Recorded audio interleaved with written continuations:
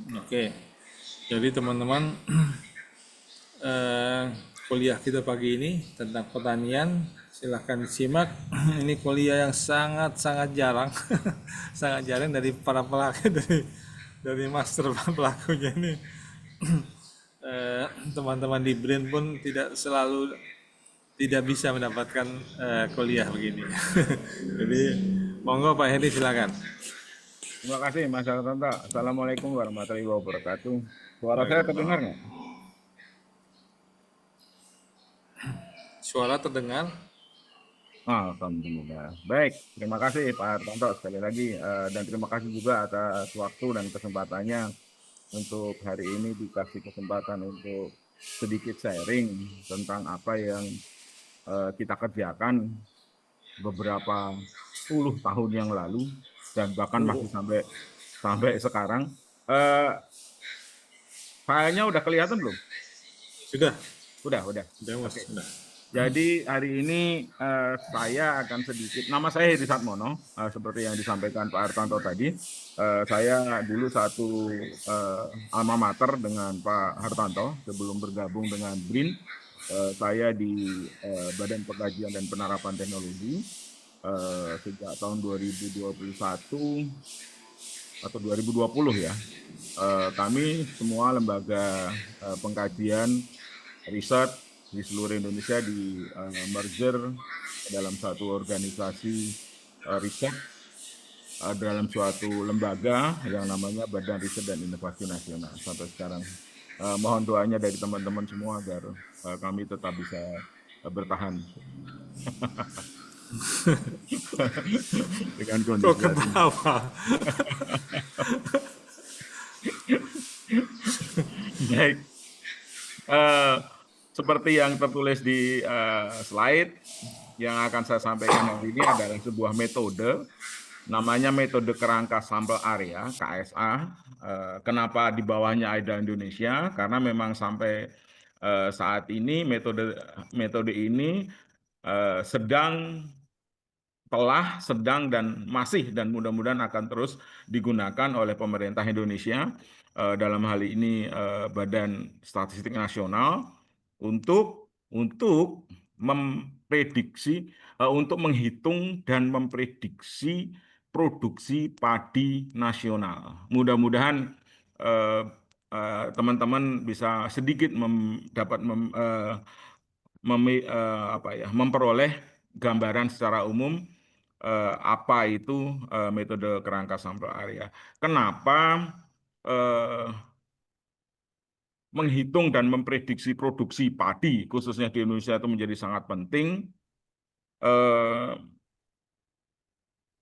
Mungkin kelihatannya sangat sederhana, kedengerangannya sangat sederhana. Data produksi padi, tapi ternyata kita di Indonesia itu bahkan pada tahun 2016, 17, 15, 16, 17 itu kita tidak memiliki data produksi padi. Ada Karena suaranya ya. data produksi Iya. padi yang kita rilis itu Jelas aja. tidak memberikan dampak yang baik kepada pengambilan keputusan pada saat itu.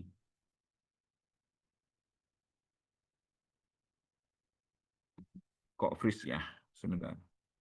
Nah, dan metode ini kami sebut sebagai perjalanan perjalanan panjang pengabdian buat kami-kami waktu itu di BPT. Karena memang lama sekali kita kembangkan dan kemudian berhasil digunakan. Nah, kenapa tadi saya sebut sebagai bahwa eh, data padi itu, data produksi padi itu sangat penting buat kita.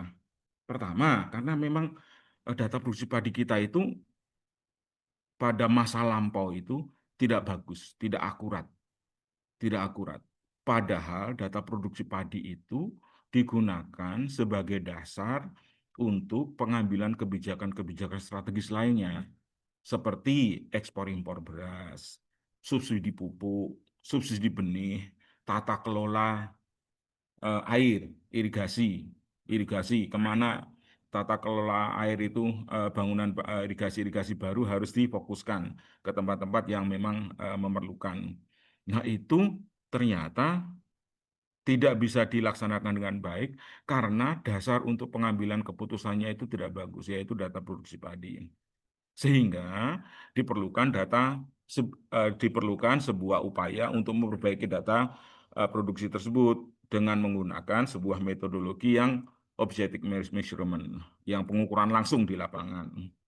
Kemudian menggunakan teknologi yang terkini dan insya Allah up to date. Nah, kami BPPT pada saat itu mengembangkan sebuah pendekatan metode baru, kerangka sampel area namanya, bekerja sama dengan teman-teman dari BPS, kemudian Kementerian Agraria dan Tata Ruang, Badan Informasi Geografis, Bako waktu itu, kemudian 8.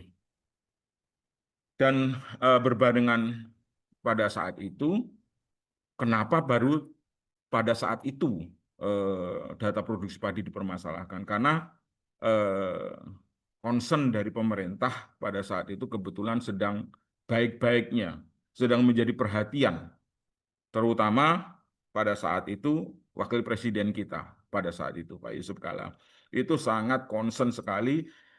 Mungkin karena latar belakang beliau adalah seorang pebisnis ya, seorang ekonom, jadi beliau sangat concern tentang akurasi data produksi padi nasional kita.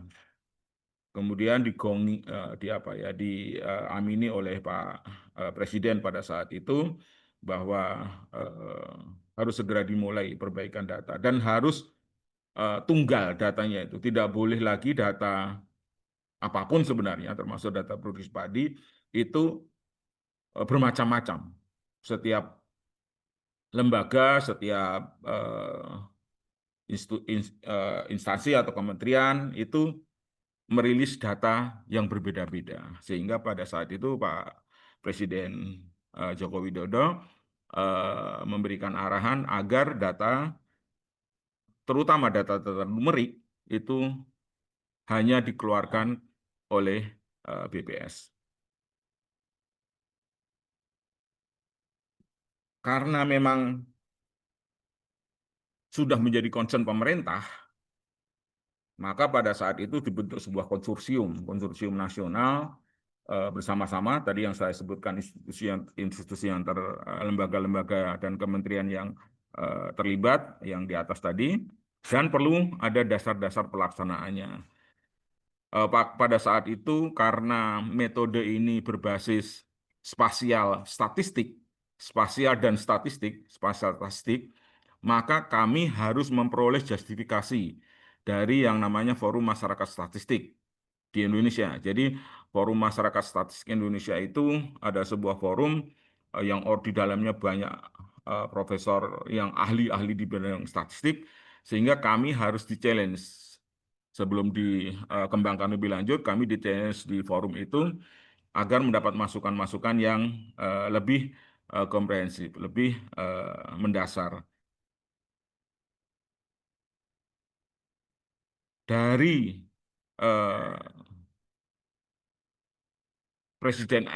Ketua FMS, namanya Presiden Forum Statistik, kami memperoleh surat pengantar bahwa metodologi KSA layak dikembangkan untuk selanjutnya.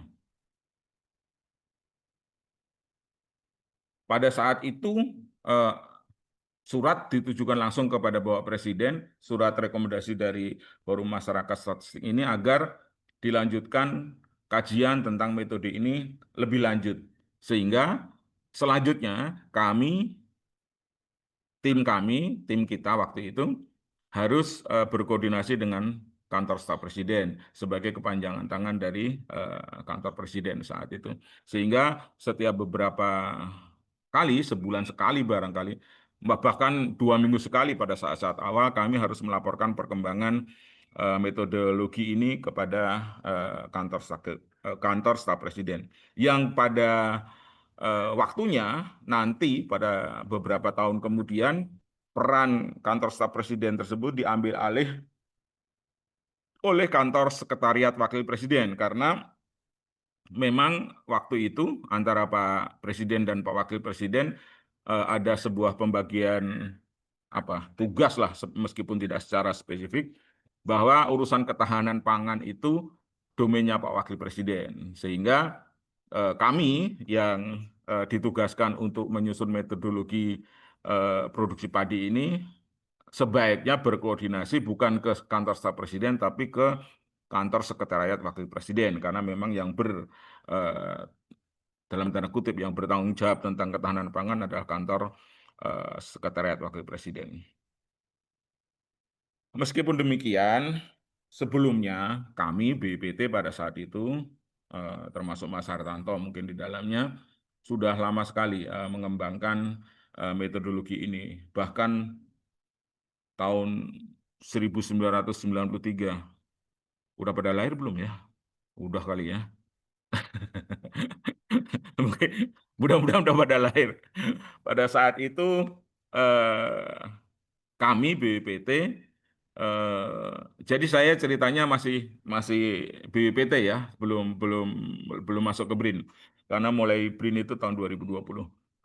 Tahun 1993 itu kami BPPT memperoleh program kerjasama dengan Uni Eropa berupa program SARI, Satellite Assessment for Rice in Indonesia. Jadi pada dasarnya waktu itu pengembangan pertama untuk mengetahui luas panen padi itu berbasis remote sensing. Yang saat itu kita gunakan remote sensing skalanya masih 1 kilometer, 1 kilometer ke atas barangkali 2 kilometer, 1 kilometer, yaitu satelit NOAA. Ada beberapa kita juga gunakan satelit spot yang tersedia pada saat itu. Dalam perkembangannya,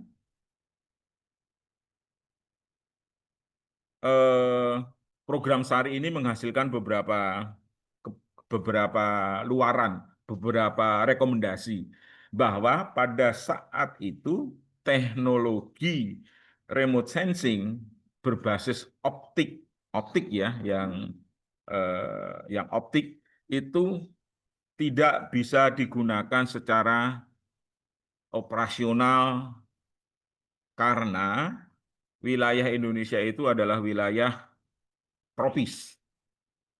Wilayah tropis itu tutupan awannya sangat tinggi. Dan tanaman padi itu ditanam pada saat sebagian besar pada umumnya itu ditanam pada musim penghujan. Nah, pada saat musim penghujan, tutupan awan di negara kita itu hampir di atas 80% setiap hari. Sehingga karena yang digunakan adalah citra optik, kendalanya sangat tinggi. Karena terdapat kendala yang sangat signifikan, pada saat itu kita kembangkan pendekatan dengan menggunakan radar yang tidak terganggu oleh adanya tutupan awan. Tapi pada saat itu teknologi penginderaan citra radar dan pengolahannya masih sangat sangat terbatas. Sehingga terutama untuk menghitung, untuk menilai backscatter yang ada di daerah-daerah punggung bukit. Itu hitam semua ya Mas Hartanto ya.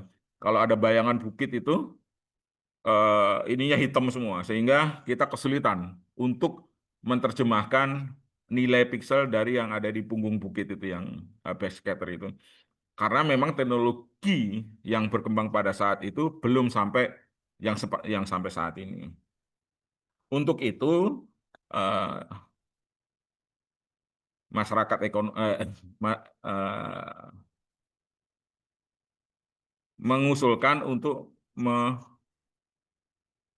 mengembangkan pendekatan baru, yaitu metode KSA, kerangka sampel area. Kerangka sampel area itu eh, dikembangkan tanpa sebenarnya ya, tanpa ketergantungan kita terhadap data-data citra satelit. Pada tahun tahun berapa ini ketutupan. Itu kita memperoleh lagi program dari Uni Eropa namanya RIASTI, Regional Inventory for Agriculture Technology Innovation. Itu KSA kita kembangkan di beberapa provinsi di Jawa Tengah, Jawa Barat, dan Jawa Timur. Pada saat itu hasil dari pengembangan KSA lebih lanjut itu memberikan peluang bahwa ini bisa digunakan untuk menghitung dan memprediksi luas panen dan produksi padi di Indonesia. Setelah tahap itu, kita melakukan pendekatan-pendekatan seperti yang saya sampaikan di atas tadi. Kita melakukan pendekatan-pendekatan, mendorong agar metode yang sedang kita kembangkan ini mendapat dalam tanda kutip restu dan dukungan oleh pemerintah. Yang pertama tadi saya sebutkan kita menghadap ke Forum Masyarakat Statistik. Setelah mendapatkan dukungan, kita menghadap ke kantor staf presiden, dan selanjutnya pada saat-saat uji aplikasi kita dibimbing atau didukung oleh kantor sekretariat wakil presiden. Perjalanannya sangat panjang dan butuh komitmen yang tinggi agar teknologi ini pada saatnya itu bisa dioperasionalkan dan digunakan secara rutin oleh pemerintah.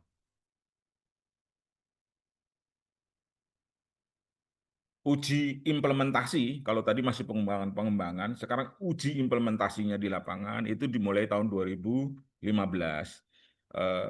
Pada saat itu yang ditunjuk konsorsium untuk melakukan uji implementasi adalah kami, BPT, kemudian BPS, Kementerian Pertanian, bertiga. Kita dibentuk sebuah konsorsium untuk menguji implementasikan metode kerangka sampel air ini di beberapa lokasi di Indonesia. Pada tahun 2015 kita uji implementasi di level kabupaten, yaitu di Indramayu dan Garut pada saat itu menghasilkan data estimasi luas panen padi yang dianggap bagus, sehingga kita lanjutkan lagi di tahun 2016, 17, dan 18. Meskipun di 2016 kita drop karena tidak masuk ke dalam, ada kesalahan tidak dimasukkan ke dalam program strategi nasional, jadi tidak mendapatkan anggaran yang cukup.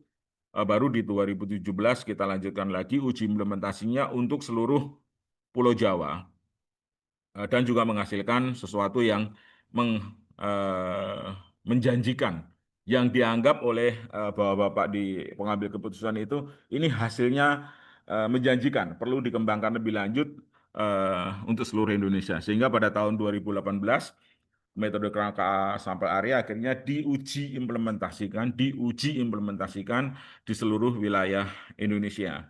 Pada saat itu servernya sudah kita serah terimakan ke BPS sebagai pelaksana harian nanti pada saat metode ini benar-benar dilaksanakan. Pada tahun 2018, bulan Oktober, secara resmi data produksi padi nasional dirilis oleh Pak Wakil Presiden dengan menggunakan metode kerangka sampel area untuk menggantikan metode yang lama dan data yang lama yang tadi di atas dirasakan kurang akurat. Jadi sejak tahun 2018, data produksi padi nasional kita menggunakan pendekatan metode kerangka sampel area yang sudah dikembangkan. Karena pendekatan metode kerangka sampel area untuk produksi padi dianggap sukses, dianggap menghasilkan data yang lebih bagus, lebih akurat, meskipun lebih bagus dan lebih akurat itu tetap aja relatif ya, dibandingkan dengan apa gitu. Kalau ada pembandingnya, mestinya bisa diukur. Tapi karena dalam hal ini kita tidak bisa membandingkan angka tersebut dengan sesuatu yang ada, karena memang belum ada yang ukur selain kami. Kalau dibandingkan dengan data sebelumnya, jelas ini lebih bagus, lebih akurat. Tapi untuk menjustifikasi atau untuk menilai bahwa metode ini menghasilkan data yang bagus dan akurat, itu kan sebenarnya perlu pembanding, tapi pembanding itu sampai sekarang belum pernah kita lakukan. Sehingga ini dianggap sebagai data terkini dengan metode baru yang terbaik. Nah, karena dianggap ini sudah sukses untuk data produksi padi, kita diminta untuk mengembangkan metode kerangka sampel area ini untuk komoditas yang lain. Jadi ada tiga komoditas utama nasional yang perlu mendapatkan, yang dianggap strategis, disebut sebagai pajale, yaitu padi, jagung, dan kedelai. Jadi kalau teman-teman nanti mendengar istilah pajale, itu adalah tiga komoditas strategis nasional: padi, jagung, dan kedelai. Nah, karena tadi KSA untuk padi dianggap sukses, kita diminta untuk mengembangkan KSA untuk komoditas jagung. Alhamdulillah, meskipun data untuk produksi jagungnya masih perlu banyak perdebatan, perlu banyak masukan, tetapi alhamdulillah di tahun 2024 kemarin, dan tentu saja 2025 ini, data produksi jagung sudah berhasil dirilis oleh BPS dengan menggunakan metode kerangka sampel area juga. Meskipun yang untuk yang jagung perdebatannya masih panjang, tapi mau nggak mau harus dirilis. Ada dua sebenarnya, karena memang data produksi jagungnya diperlukan. Yang kedua sebenarnya untuk memancing reaksi dari para publik, dari para pelaku, dari industri, tentang data tersebut. Kalau dirasa data tersebut tidak akurat, seharusnya banyak masukan, banyak kritik, banyak saran, yang tentu saja kita harapkan kritik, saran tersebut adalah kritik yang memberikan masukan terhadap metode KSA untuk estimasi produksi jagung ini.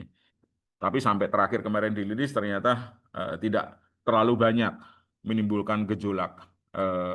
Sehingga dianggap, ya sudahlah, diteruskan saja dulu untuk data produksi data produksi jagungnya.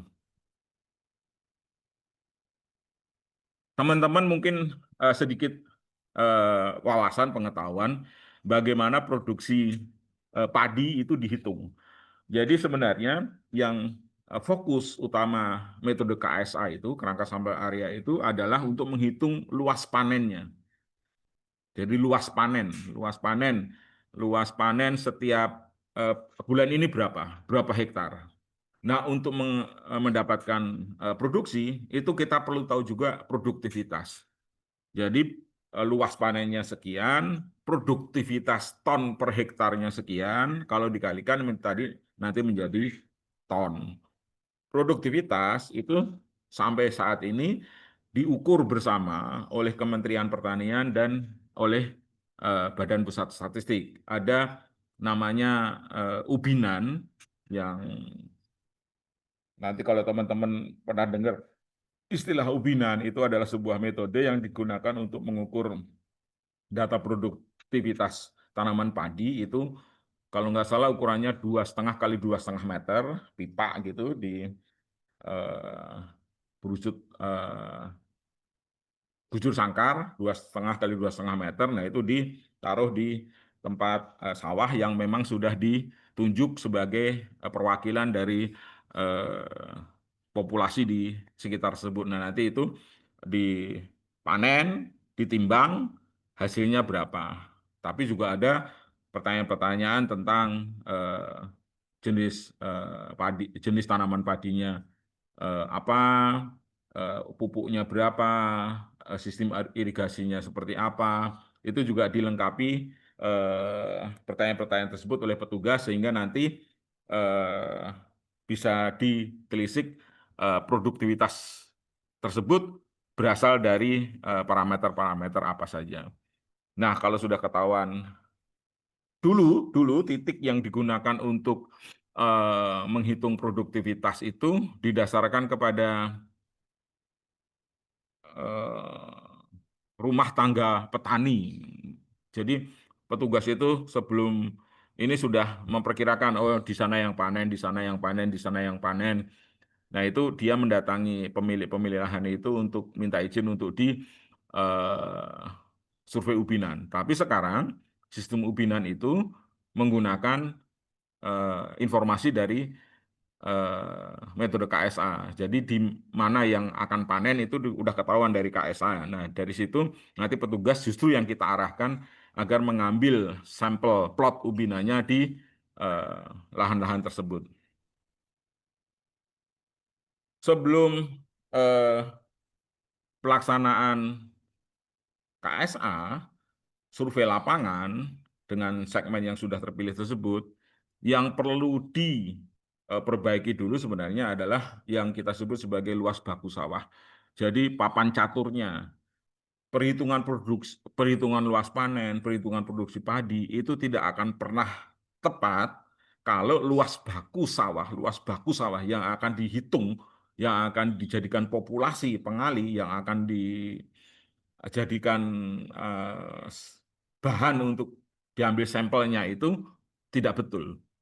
Jadi percuma sebenarnya kalau metode pengambilan sampelnya KSA itu bagus, tetapi dasarnya eh, luas baku sawahnya sendiri adalah salah karena seluruh eh, masalahnya ada di situ. Maksudnya mulai mulai titik awalnya itu dari itu. Sehingga kita waktu itu membentuk satu konsorsium lagi agar memperhatikan atau menelisik apakah data luas baku sawah kita sudah betul atau belum, sudah sesuai dengan kondisi di lapangan atau belum. Sehingga setelah dilakukan penelitikan, kita putuskan pada saat itu untuk melakukan eh, pembaharuan terhadap luas baku sawah tersebut dengan teknologi-teknologi yang tersedia pada saat itu. Sehingga tahun 2013 kita lakukan updating, kemudian diverifikasi oleh wali datanya, yaitu Kementerian ATR BPN pada saat itu, baru dirilis luas baku sawah di Indonesia itu sekian, 7,7 hektar. Tahun 2018 kemarin diupdate. Waktu itu keputusannya adalah setiap 5 tahun sekali kita diwajibkan, kita berusaha untuk melakukan updating terhadap lahan baku sawah. Mana-mana sawah yang masih tetap berupa sawah atau sudah beralih fungsi menjadi perumahan, menjadi pabrik, menjadi jalan tol, menjadi yang lain-lain, atau ada pembukaan lahan sawah baru. Jadi ada tambah, ada kurang. Nah, itu diperlukan updating pembaharuan data lahan baku sawah pada saat itu diputuskan setiap 5 tahun sekali. Sehingga pada tahun 2018 Kementerian ATR BPN dibantu oleh konsorsiumnya pada saat itu BIG dan Lapan merilis data produksi baru turun dari 7,7 menjadi 7,1 hektar. Angka-angka rilis inilah yang dijadikan dasar oleh metode KSA, oleh BPS untuk menghitung prediksi luas panen dan prediksi produksi padi nasional selanjutnya. Di tahun 2024 kemarin sudah dirilis kembali yang terbaru. Kalau nanti teman-teman mencari tertarik atau membutuhkan data luas baku sawah yang baru, mencari yang ini, yang tahun 2024 sudah dirilis lagi berdasarkan peraturan Menteri ATR BPN, diterbitkan luas baku sawah di tahun 2024. Sebenarnya apa sih metode kerangka sampel area itu? Wah, dari tadi kan seperti latar belakangnya gitu ya, ular-ularnya gitu. Metode kerangka sampel area itu adalah sebuah metode yang digunakan untuk mengukur eh, luas panen padi. Gimana cara ngukurnya? Jadi kita eh, buat grid dulu. Kita luas baku sawah tadi daripada didatangin semua, dihitung semua, itu namanya sensus dan itu memerlukan waktu yang sangat lama sekali. Kita harus membuat sampling. Kita memilih keterwakilan dari populasi tersebut dari lahan baku sawah tadi. Kita pilih wakil-wakilnya saja. Bagaimana memilih wakil-wakil mereka itu? Seluruh Indonesia kita bikin grid, ukurannya 600 kali 600, kemudian kita grid lagi menjadi 300 kali 300, yang itu kita random, sistematik random namanya. Di random tapi sistematik gitu, berulang gitu, tapi random terus berulang terus, sehingga nanti kemudian kita tetapkan berapa yang mau kita ambil, 5%, 2%, atau 1% dari populasi yang ada sawah di Indonesia itu. Mau diambil berapa persen? Tentu saja kalau tingkat keterwakilannya lebih banyak, lebih tinggi, diasumsikan nanti akan memperoleh angka yang lebih baik, yang mewakili yang lebih baik. Tetapi ini nanti berkaitan dengan operasional. Apakah kalau sampelnya yang terpilih nanti 5%, berarti banyak, itu akan operasional atau tidak. Operasional itu dalam artian ada dana, ada sumber daya manusia, ada waktu yang relevan dengan jumlah sampel yang banyak itu. Atau cukup 1% saja, meskipun akurasinya sedikit lebih rendah, tapi operasional karena jumlahnya sedikit sehingga hanya membutuhkan sumber dana, sumber daya manusia, dan kemudian waktu yang lebih sedikit. Nah, setelah disampling tadi dipilih dari 6 km kali 6 km jadi 300 kali 300, kita pilih segmennya yang mana saja. Nah, itulah nanti yang kita kunci. Kita kunci dalam sebuah sistem. Kita mengembangkan. Jadi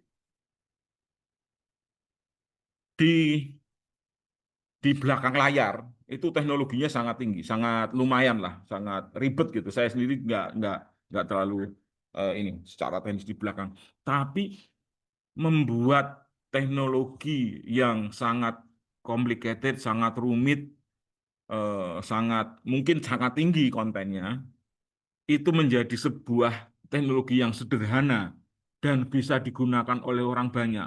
Itulah yang canggih. Jadi back end-nya itu memang ruwet, hanya beberapa orang yang bisa gitu kan.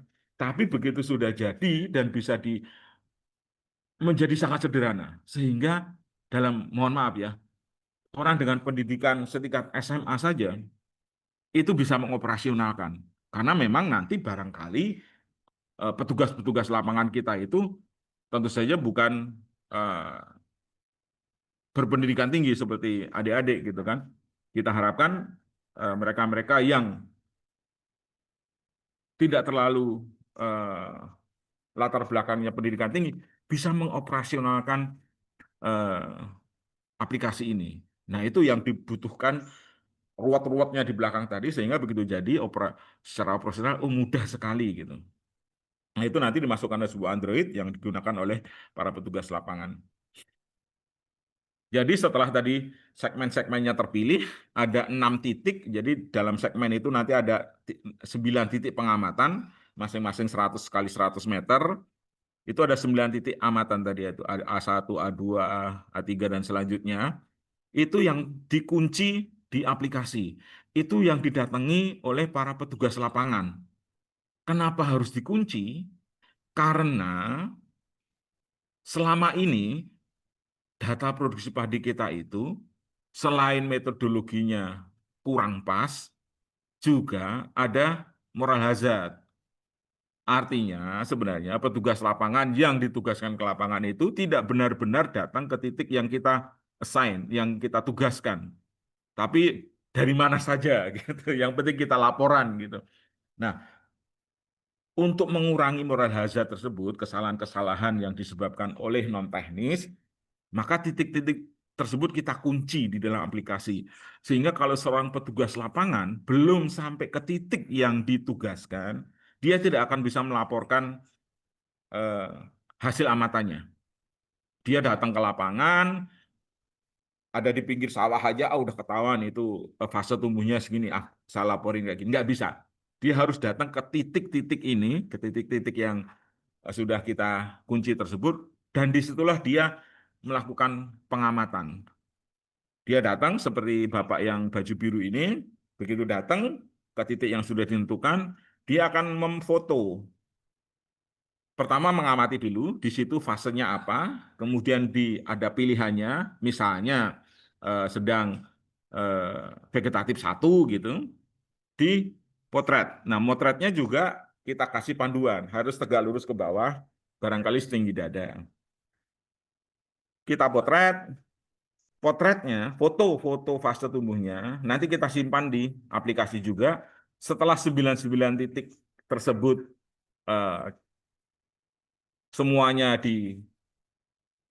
dilaporkan, semuanya ditandai, fase tumbuhnya apa dan difoto, kemudian warnanya akan berubah menjadi biru seperti ini. Artinya kalau sudah biru di aplikasi, si petugas ini sudah melaksanakan pengukuran, pengamatan di 9 titik yang ditugaskan ke dia untuk di segmen tersebut. Nanti si bapak ini bisa pulang dulu, baru mengirim laporan tersebut ke server. Jadi kalau dulu ada diskusi tentang, wah kalau pakai sistem aplikasi yang memerlukan jaringan internet, banyak dong yang wilayah-wilayah di Indonesia yang tidak akan bisa dijangkau gitu kan, karena sawah itu kan di Indonesia itu kan hampir sebagian besar kan ada di pelosok-pelosok gitu. Tidak. Jadi yang diperlukan hanya sinyal GPS untuk menuntun dan memberikan akurasi lokasi kepada para petugas. Kalau GPS kan bisa di mana aja. Nah itu setelah selesai pengamatan, baru nanti dia kembali ke kantor kecamatan atau kembali ke mana yang ada sinyalnya, baru dia mengirim hasil laporannya pada hari itu ke server di pusat. Itu dilaksanakan setiap minggu ketiga dan keempat setiap bulan. Minggu keempat setiap bulan dilaksanakan. Apa yang diamati oleh para petugas ini di lapangan, itu juga sudah kita tentukan, sudah kita kunci di pilihannya di aplikasi yang dibangun dan dibawa oleh para petugas lapangan tadi. Yang nomor satu, pengolahan lahan. Yang nomor dua, vegetatif satu.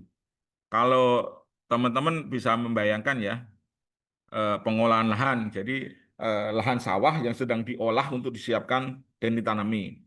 Biasanya itu ada air rata gitu, udah siap lah, udah rata, udah pernah ada sentuhan-sentuhan olahan tangan manusia gitu, udah siap seperti gambar di ini.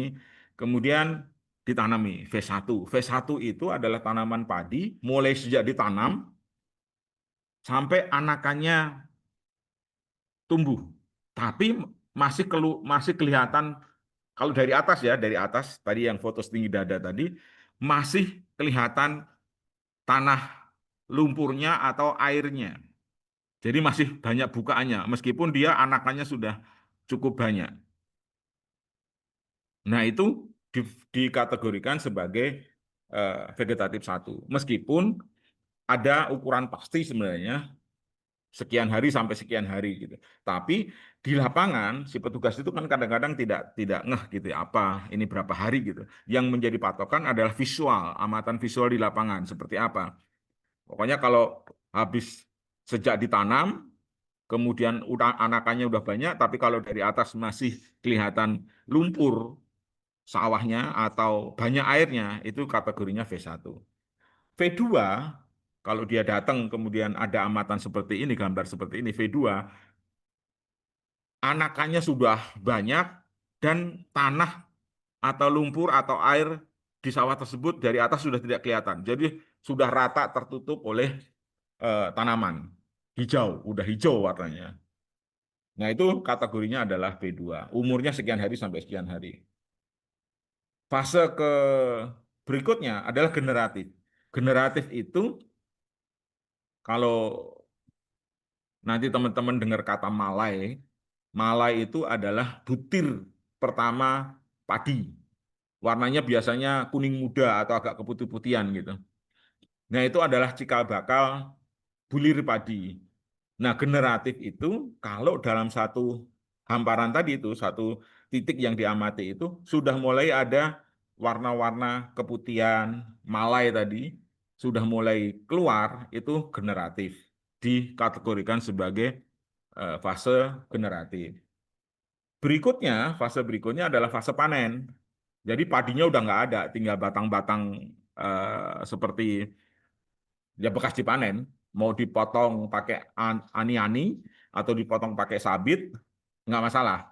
Tapi yang penting kategorinya adalah masuk kategori panen. Jadi kalau di ani-ani itu kan cuma diambil padinya aja kan, batang padinya masih tinggi-tinggi gitu.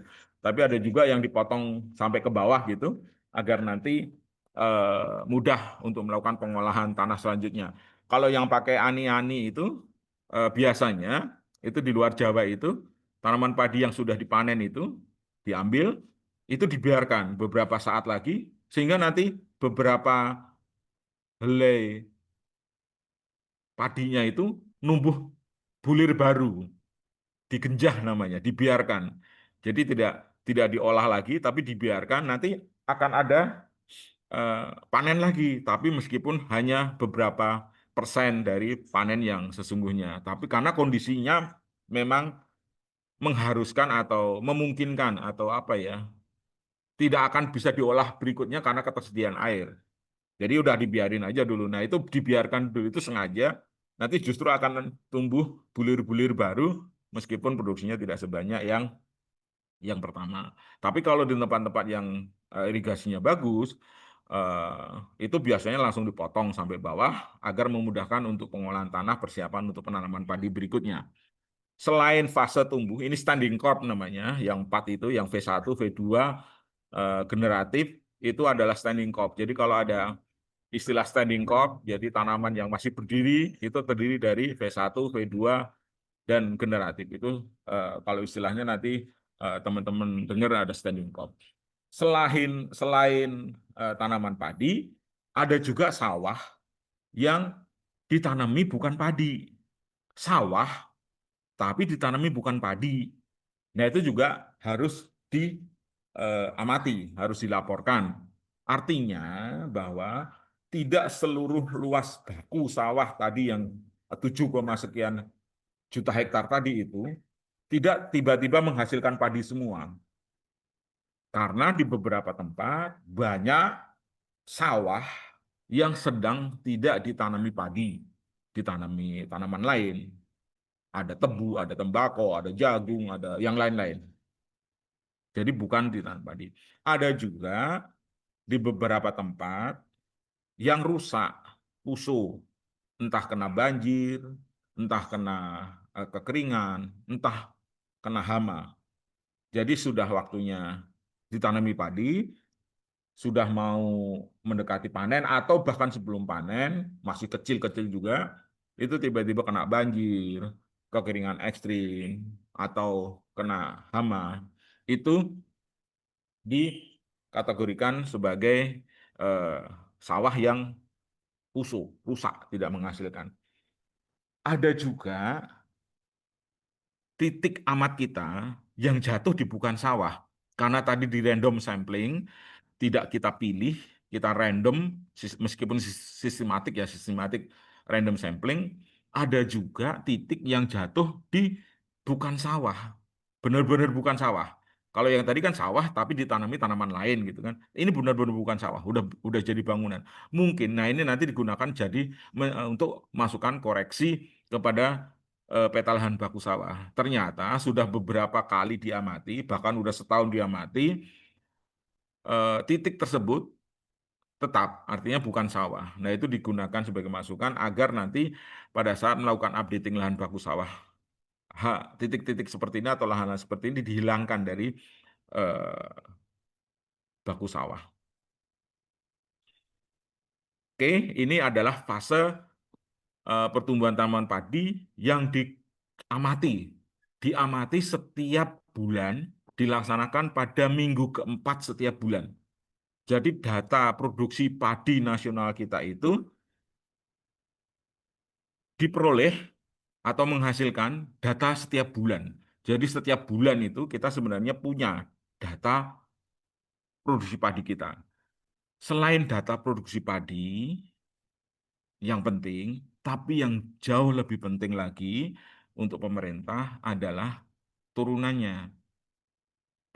Metode ini bisa dengan bagus memprediksi luas panen padi bulan depan.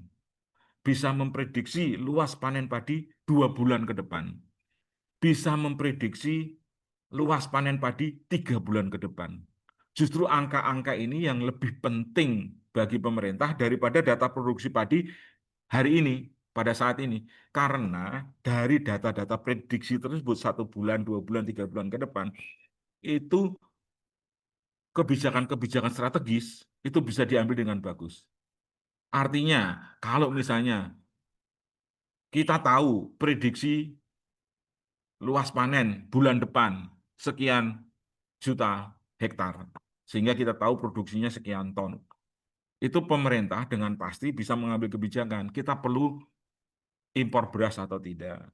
Atau kita perlu subsidi pupuk berapa ton. Atau kita bisa menyediakan berapa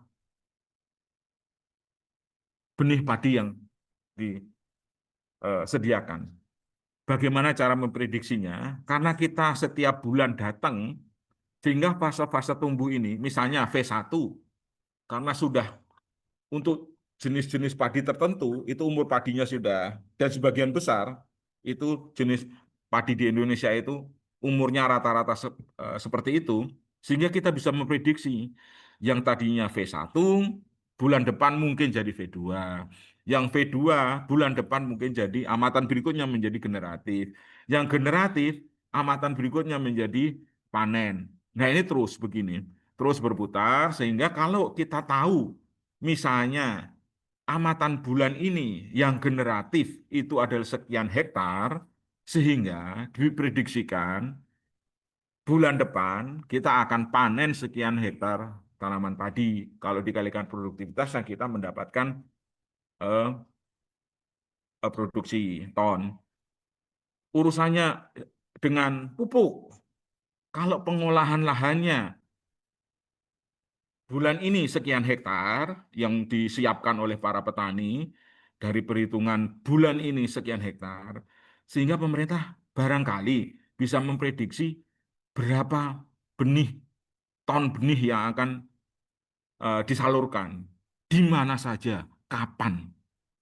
Jadi metode KSA yang sekarang kita pakai secara nasional itu minimal bisa menjawab 3 pertanyaan utama. Berapa banyak, kapan, dan di mana. Pertanyaan ini sangat penting tadi itu untuk subsidi pupuk, subsidi benih, tata kelola air, berapa luasnya, kapan, dan di mana.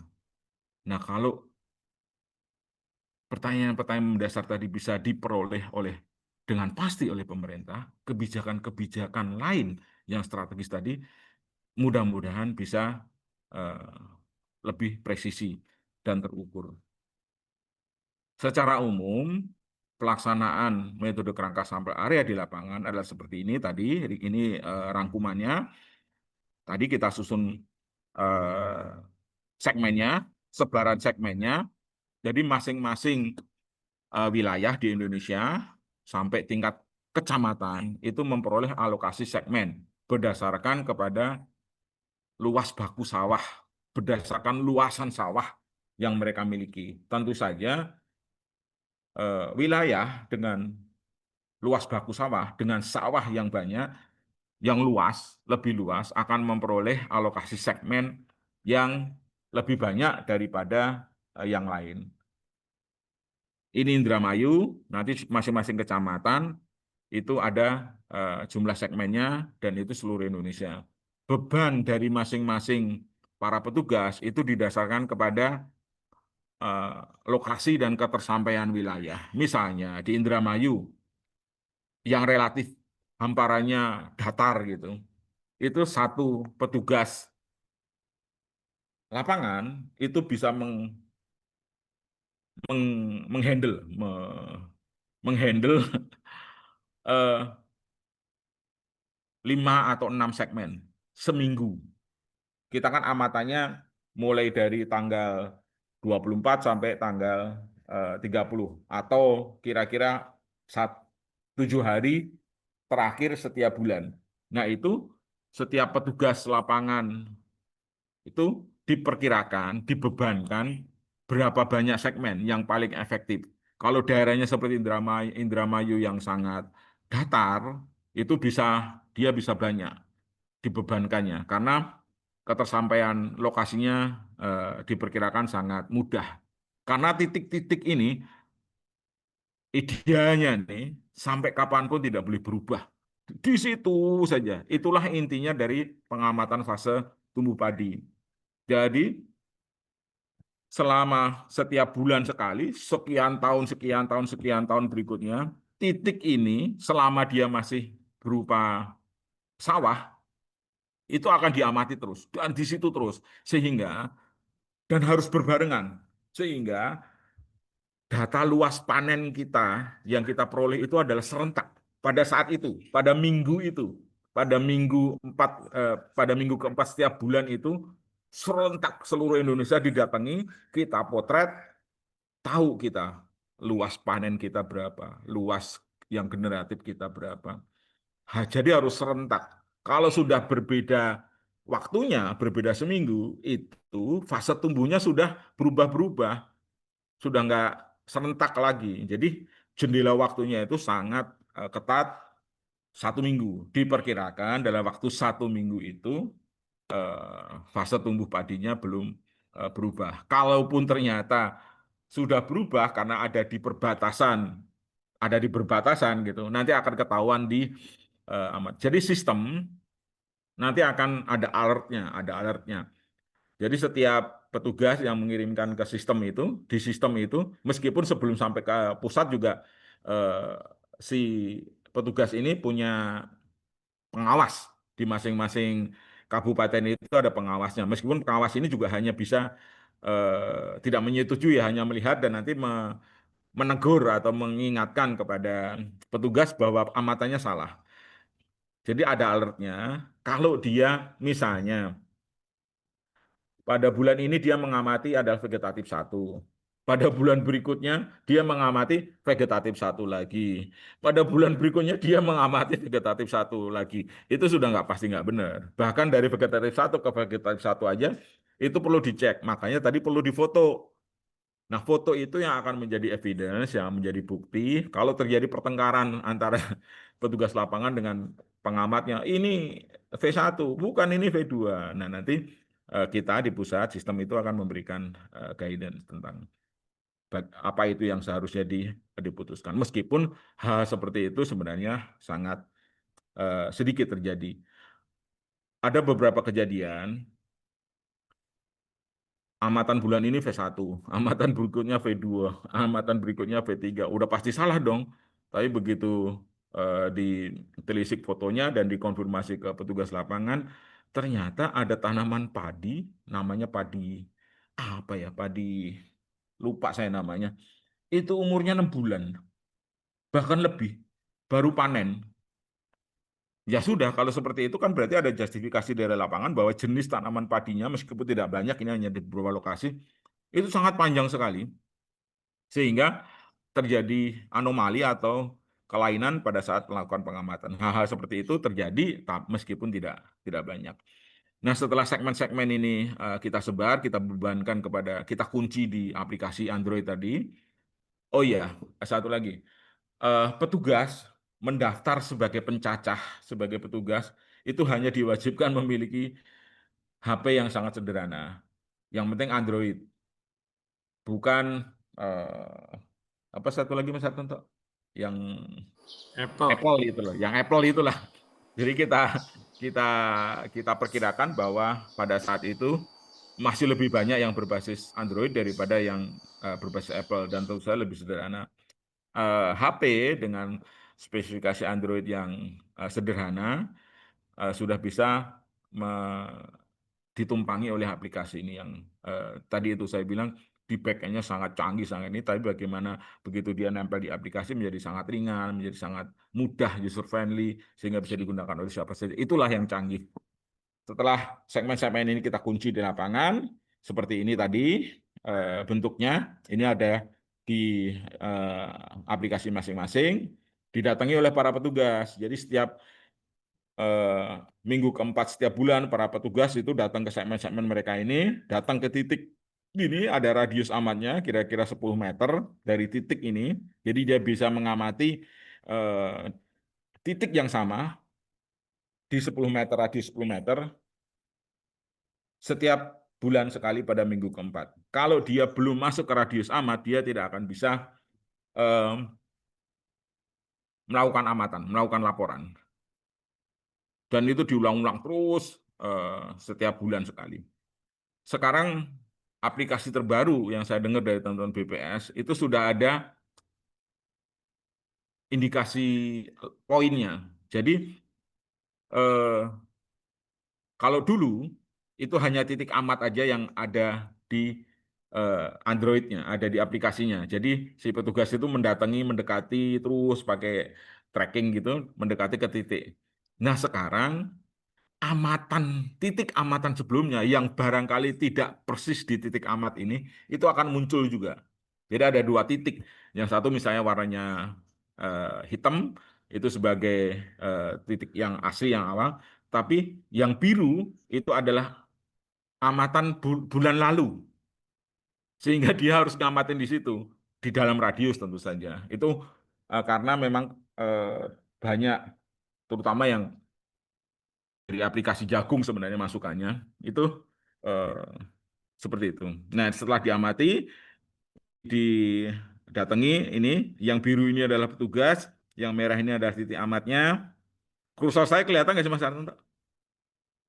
Kelihatan ya kursornya. Jadi ini yang warna biru ini adalah si petugasnya yang baru datang, kemudian dia harus datang ke titik merah ini sampai nempel, biru dan merah ini nempel dalam jarak 10 meter radiusnya, baru dia bisa melakukan pengamatan.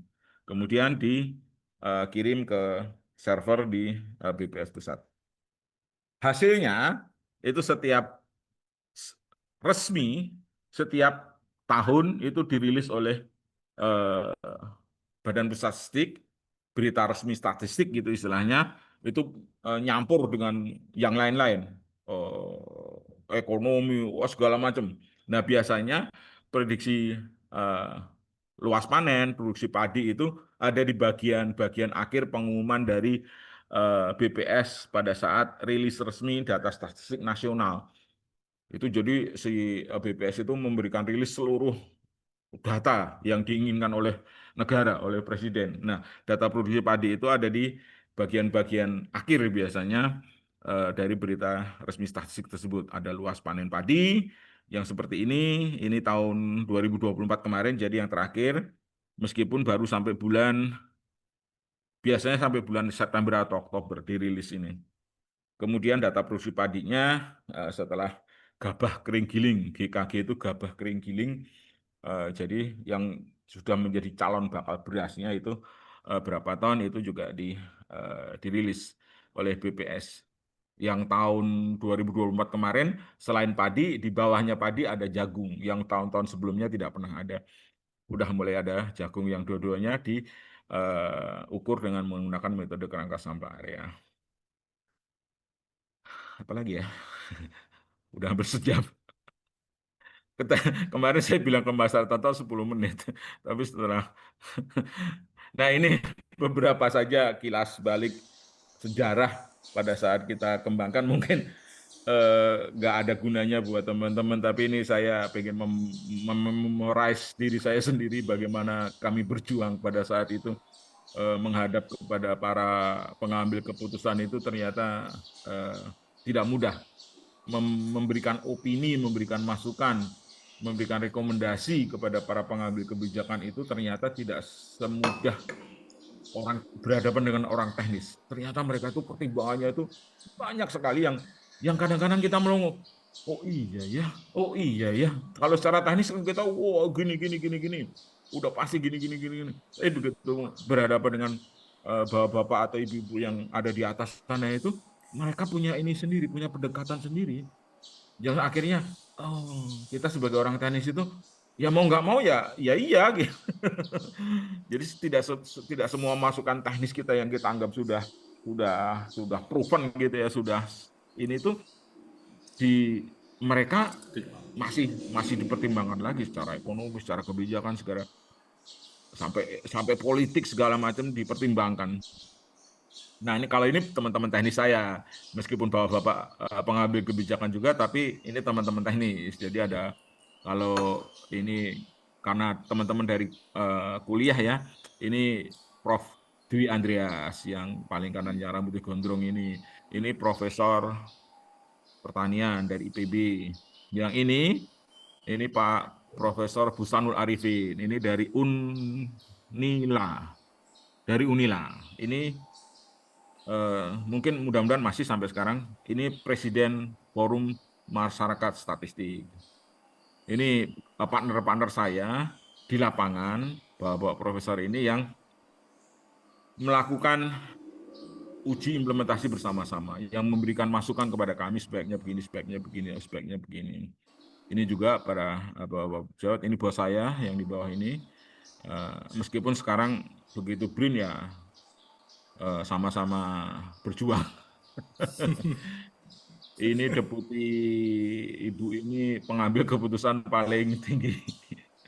Ini Bu Deputi Kantor Staf Presiden.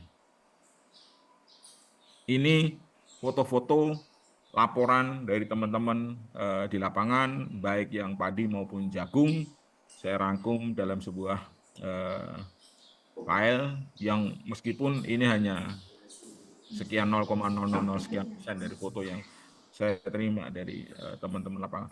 Pada saat awal pelaksanaan metode ini, itu memang apa ya, kayak drakor gitulah. Dramanya hebat sekali. Ini nyebrang kali seperti ini masih enggak bukan hal yang luar biasa. Ketemu semacam-macam lah ceritanya. Pada saat kita memfikskan, memastikan titik amat tanaman padi itu representatif dan mudah didatangi.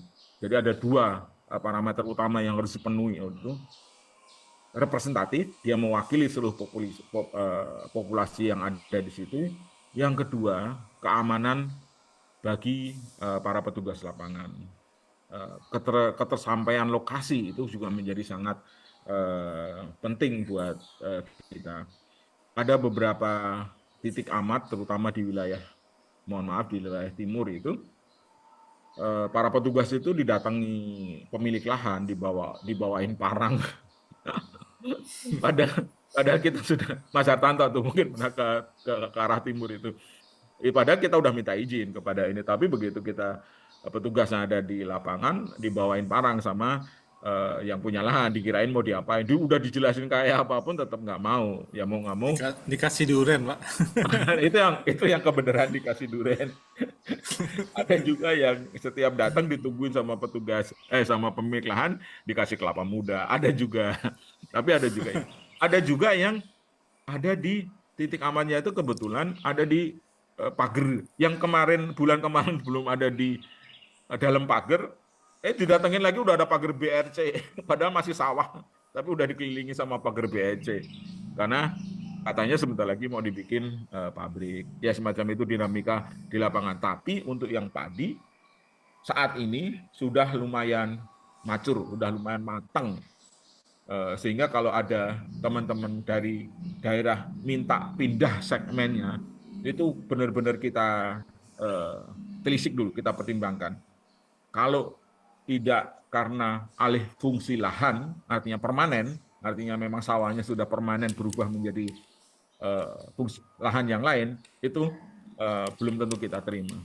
Karena pengen enak aja gitu kan, cari yang lebih dekat dari rumahnya atau pengen yang di pinggir jalan gitu, minta pindah segmen itu nggak akan kita akomodir. Tapi kalau memang sudah permanen berubah fungsi lahannya, tutupan lahannya menjadi jalan tol misalnya atau pabrik ya.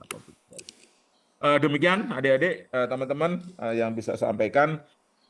Sebagian besar hanya berupa ilustrasi pengetahuan umum kepada adik-adik.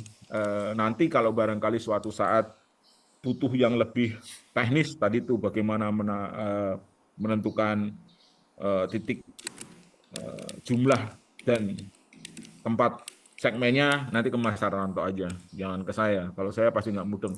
Eh, Jadi ini ilustrasi umum tentang bagaimana Indonesia akhirnya memiliki data produksi padi nasional yang bisa diperdebatkan. Artinya, kalau Anda men-challenge, Anda menantang, ada orang menantang bahwa saya punya data produksi padi sendiri atau yang lain, itu ini bisa kita challenge, bisa kita perbandingkan. Enak memperbandingkannya, enak memperdebatkannya. Dia juga harus memberikan metode yang digunakan untuk menghasilkan data produksi padi. Kami, BPS, dan kita-kita di belakangnya juga bisa menyampaikan ini loh metode yang kami gunakan seperti ini sehingga menghasilkan data produksi padi ini. Kalau Anda menyebut Anda mempunyai data produksi padi, Anda menggunakan metode apa? Mari kita perdebatkan. Tentu saja akurasi tadi saya bilang relatif. Akurasi itu relatif tergantung tadi itu kalau misalnya ini segmen yang kita gunakan 1%. Kalau akurasinya bisa kenapa nggak akurasinya kenapa nggak dan akurasinya mungkin ya kita anggap sekitar 80-an%. Kenapa nggak jadi 90% atau 100% atau 95%? Udah ditingkatkan aja jumlah sampelnya menjadi 5%. Meningkatkan jumlah segmen dari 1% ke 5% itu menghasilkan kenaikan akurasi misalnya 10%, itu harus ditelisik dulu. Worth it apa enggak? Berbanding lurus enggak dengan jumlah tenaga kerja, jumlah waktu yang digunakan untuk memperoleh kenaikan persentase tadi dengan menaikkan jumlah segmen yang hanya sekian persen tadi itu. Nah itu perlu pertimbangan juga. Waktu itu kita putuskan ya sudah sementara kita 1% dulu, toh juga sudah menghasilkan data yang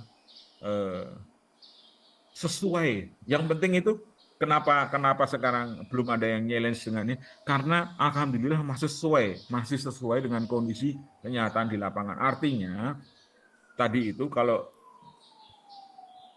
saya ingat benar itu Pak Yusuf Kala itu kenapa akhirnya dalam tanda kutip terpesona dengan metode ini itu karena kita mempresentasikan satu tabel yang isinya itu antara produksi padi dan harga padi. Nah itu bagus. Bagus itu bukan karena kita bagus-bagus kan, karena memang dua-duanya hasil survei. Hasil bukan kita yang orang lain yang menghasilkan data itu. Jadi pas produksinya tinggi, harganya di bawah. Pas produksinya rendah, harganya tinggi. Nah itu harusnya begitu. Bukan produksinya naik terus tapi harganya fluktuatif. Itu kan nggak benar kata Pak JK. Artinya produksinya itu stabil, naik terus gitu. Tapi harganya kok bisa fluktuatif. Nah itu yang meskipun juga nggak ini secara politik. Terima kasih Mas Hartanto dan teman-teman sudah mendengarkan saya kurang lebih seberapa jam. Mudah-mudahan berguna buat teman-teman. Nanti kalau ada apa-apa bisa langsung ke Mas Hartanto. Kalau berikutnya ada yang bisa saya bantu lagi, akan saya upayakan untuk saya bantu. Terima Pak Eri, kasih. Yeah. Maaf Pak Eri, kalau misalkan kita kasih teman-teman ini bertanya dulu sebentar ya Ayo, Pak. mangga. Kalau ada yang monggo kalau mau bertanya langsung silakan. Mas Hartanto yang jawab ya. Walah, ya enggak lah. Ya ahlinya, pelakunya. Silakan ya, yang mau nanya. Oke, Dimas. Siapa nih? Dimas Raka. Raka nih, paling sebelah kiri. Silakan Raka. Ya, baik Bapak. Sebelumnya izin kenalkan diri dulu ya Pak. Sebenarnya perkenalkan nama saya Raka Ganang Wibowo. Saya berasal dari Universitas Brawijaya Pak. Izin bertanya Bapak, apakah suara saya sudah terdengar ya Pak? Yuk, clear.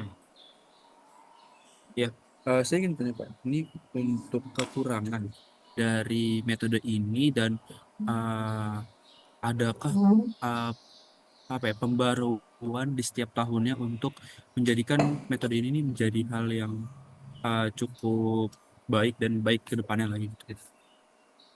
Ya, diskusi aja Mas Hartanto ya langsung ya. Monggo silakan. Sampai saat ini Mas, yang metode yang serupa, yang berdasarkan spatial testing nggak ada. Ini yang dianggap sudah paling proven. Dan belum tadi yang belum ada yang men-challenge. Satu-satunya yang saya harapkan adalah teknologi penginderaan jauh, teknologi remote sensing yang sekarang sudah banyak dikembangkan oleh teman-teman. Kami dulu di BPP itu juga mengembangkan itu, tapi karena memang kendalanya masih banyak, jadi kami fokus ke KSA. Meskipun demikian, teman-teman yang dari Lapan, dari universitas, dari tempat lain itu melakukan pendekatan pengukuran luas panen, artinya pengukuran fase tumbuh padi dengan berbasis penginderaan jauh, remote sensing. Kan sekarang teknologi, terutama teknologi penginderaan jauh yang berbasis radar, kan udah banyak, kayak Sentinel, segala macam.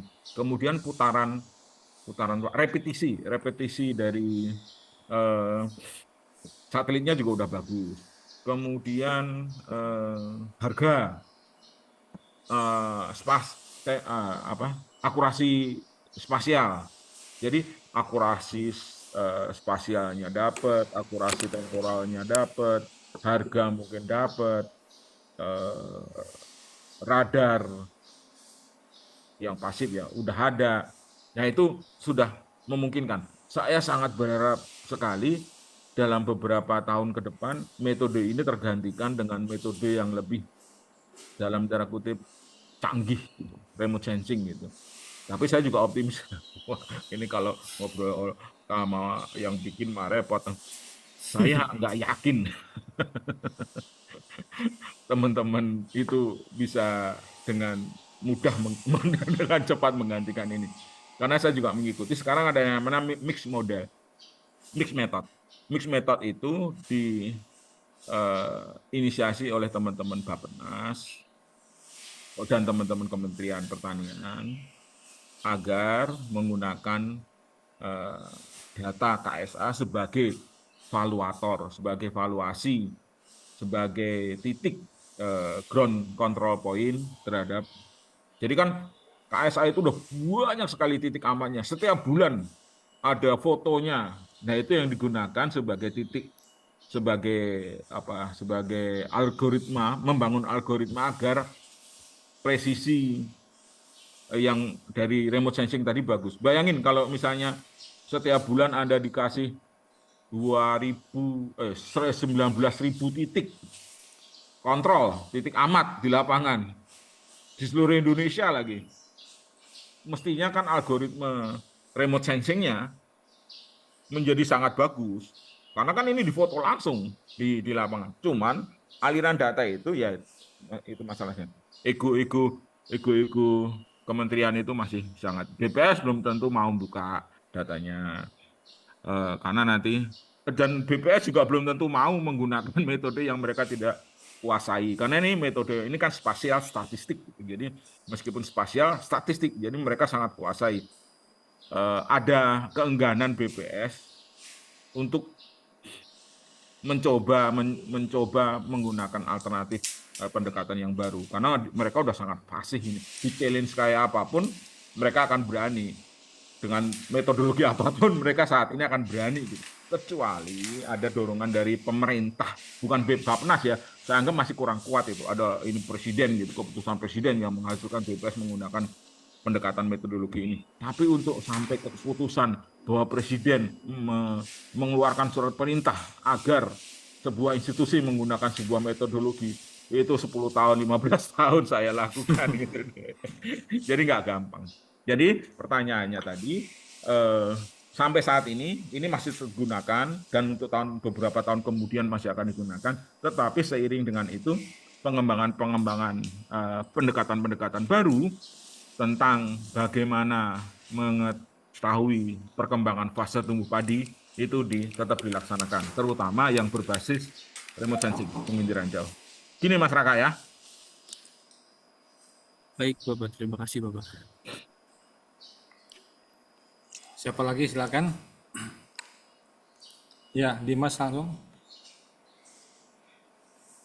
Oke, sebelumnya selamat pagi Bapak Heri. Perkenalkan, saya Emir Dimas Pajuwigraha selaku mahasiswa dari Universitas Brawijaya. Di sini pertanyaan saya itu untuk pengembangan dari pengambilan data produksi padi ini sendiri itu untuk saat ini apakah masih menggunakan metode KSA atau untuk tahun ini tuh udah ada pengembangan dari metode terbarukannya lagi, Bapak? Itu sementara pertanyaan dari saya, Bapak. Makasih, Mas Amir. Ini kayaknya yang punya Emirat. Masih, Mas.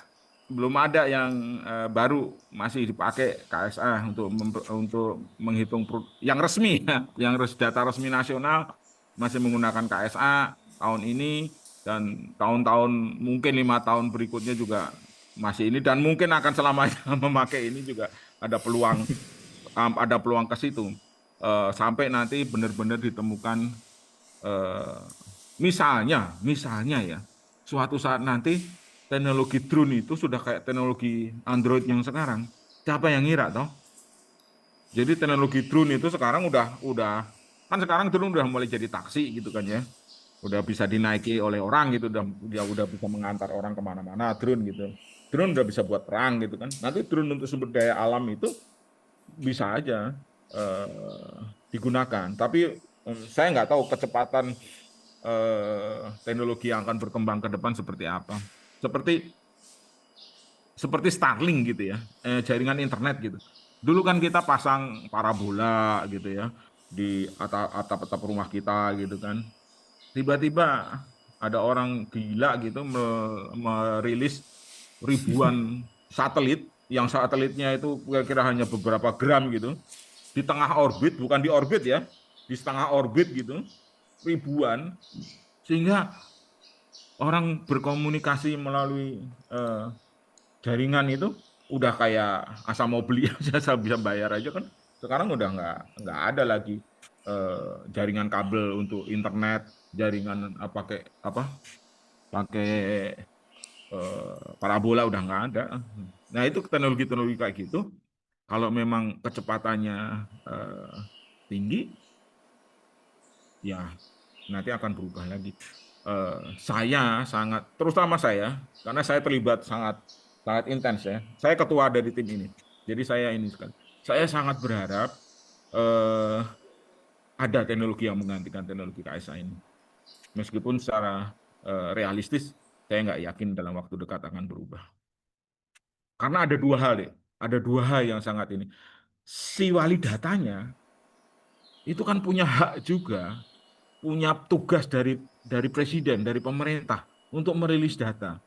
Kalau dia dipaksakan menggunakan metode baru yang dia harus belajar lagi, dia nggak akan mau, belum tentu mau. Kecuali yang ngasih tugas tadi itu pemerintah itu, kamu ganti dong metodologinya, jangan pakai itu. Nah, mau nggak mau dia menyesuaikan. Tapi kalau yang ngojo-ojo orang lain, Anda siapa? Yang dikasih tugas untuk merilis data itu saya. Jadi saya nggak akan berubah kalau presiden atau pemerintah tidak menyuruh saya merubah metodologi. Jadi memang di situ. Tetapi tadi itu, jadi pendekatan teman-teman, termasuk saya sekarang, kalau mau memberikan rekomendasi baru, metode baru untuk data produksi padi, saya harus mencoba mendekati pengambil keputusan yang paling ujung, paling atas. Kalau nggak jalan. Kalau cuma muter-muter di antar lembaga gitu, antar kementerian, uyak-uyakan itu ya, berdebat terus, ini udah bagus, ini harus ini, nggak akan jalan. BPS-nya diem aja, ketawa-ketawa aja. Memang saya bukan kementerian, saya bukan lembaga pemerintah. Saya kan juga ditugaskan oleh presiden, oleh pemerintah untuk menghasilkan data produksi padi. Dan saya udah punya metodologi yang kalau mau di-challenge ayo gitu kan. Ya udah, susah kan kayak gitu. Gitu, Mas Emir. Oh ya, Yang baik, lain Bapak. silakan. Berarti untuk saat ini masih di padi ya. Kebetulan tadi saya juga sempat Jagung, melihat ada yang di jagung. Itu untuk yang jagung jagung itu udah. masih udah juga untuk Udah. eksplorasi di komoditas yang lain seperti kayak ubi jala dan lain-lainnya kan itu Enggak, juga belum. bagian salah satu Target ketahanan berikutnya pangan ya, le. Bapak. Target berikutnya le. Kedelai. Oh, insya Allah Bapak. Jadi Ini saya ya lagi nyari nafkah juga. ada tiga komoditas strategis nasional. Pajali namanya. Jadi nanti kalau adik-adik pernah dengar istilah pajali itu adalah tiga komoditas strategis nasional kita. Padi, jagung, dan kedelai. Jadi yang padi udah dianggap macur, udah mateng gitu, udah bagus. Jagung udah rilis datanya, tapi masih perlu banyak masukan.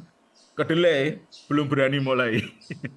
Kecuali nanti Pak Presiden entah bisikan dari mana gitu, dari para pengusaha, dari pengusaha tempe atau pengusaha yang urusannya dengan kedelai gitu, tiba-tiba Pak Presiden, ini data produksi kedelai kita mana? Bagus apa enggak?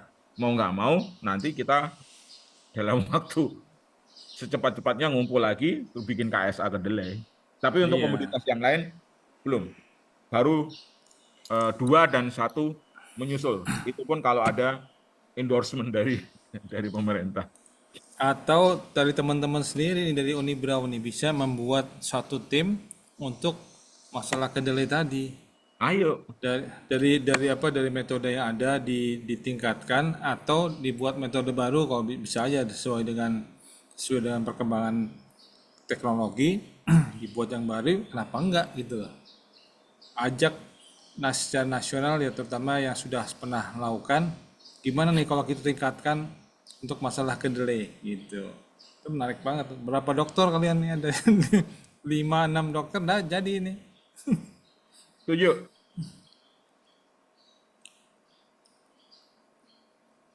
Ya, baik Bapak. Terima kasih banyak Pak Heri atas Makasih Mas jawabannya. Terima Emil. kasih banyak juga atas Sukses Mas ilmunya Emil ya. Pak. Oke, makasih Pak. Siapa lagi silakan.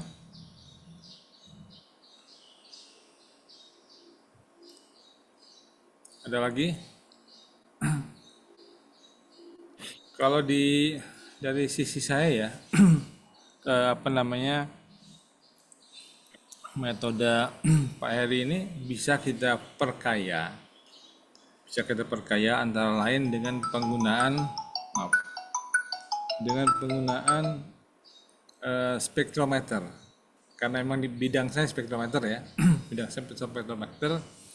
Tapi memang kendala utama tadi seperti Pak Heri katakan, sinar matahari di kita ada batasannya, itu kalau musim hujan itu kacau ya. Jadi kita bisa mendapatkan data itu di lapangan atau di lapangan yang tertutup gak masalah, tapi untuk datanya itu yang repot. Data itu kan dari satelit ya kan, kalau saya katakan data dari satelit. Gimana mungkin satelit tadi bisa merekam kita kalau ada awannya. Nah, hal semacam itu tidak hanya terjadi di Jawa, kayak misalkan di Kalimantan atau di Papua itu gila-gilaan itu. Jadi awan tuh udah seperti segitulah tempatnya gitu loh. Itu awannya di situ, nggak kemana-mana dia. Nah, itu repotnya. Jadi kita harus cari cara yang lain yang bisa menemukan metode merekam padi tadi. Karena padi tadi betul dia perlu matahari betul, tapi tetap aja di sini peralatan kita yang masih ada terbatasnya. Nah, keterbatasan itu yang harus kita lawan lah ya. Tadi kan misalkan kita hitung langsung ke lapangan, oke, bagus. Tapi kan tetap saja ada teknologi yang selalu bisa kita atasi. Nah, teman-teman kalau misalkan punya ide lain, oh ini sebaiknya kita gini, bagus. Kita bisa kembangkan sama-sama gitu.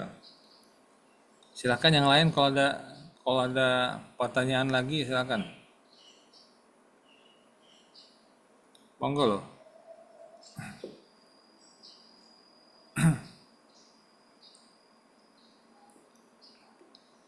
Kalau tadi